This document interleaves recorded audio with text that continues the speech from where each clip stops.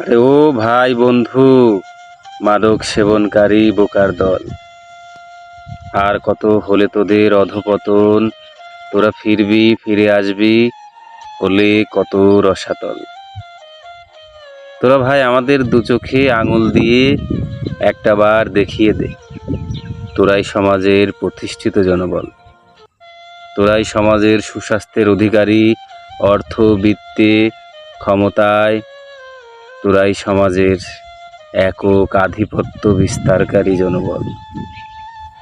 তোরা তো আমাদের দেখা, তোদের অর্থনৈতিক অবস্থা ভালো, সামাজিক অবস্থা ভালো, সাংসারিক ঝামেলা নেই, দেনা নেই, দৈন্য দশা নেই, এমন একটা চিত্র, এমন একটা ছবি আমাদেরকে দেখা।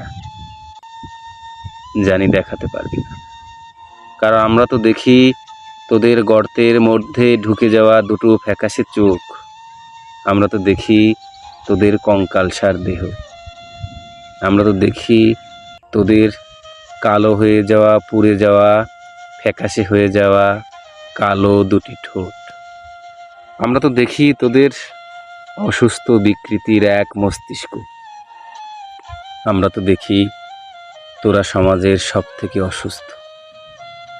রে ভাই, একটাবার আমাদেরকে দেখা, আমাদেরকে বোঝা, আমাদেরকে শোনা।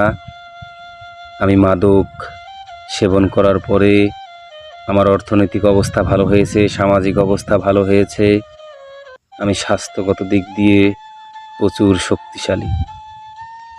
মন, মস্তিষ্ক, মগজে, ব্রেনে, বুদ্ধিতে,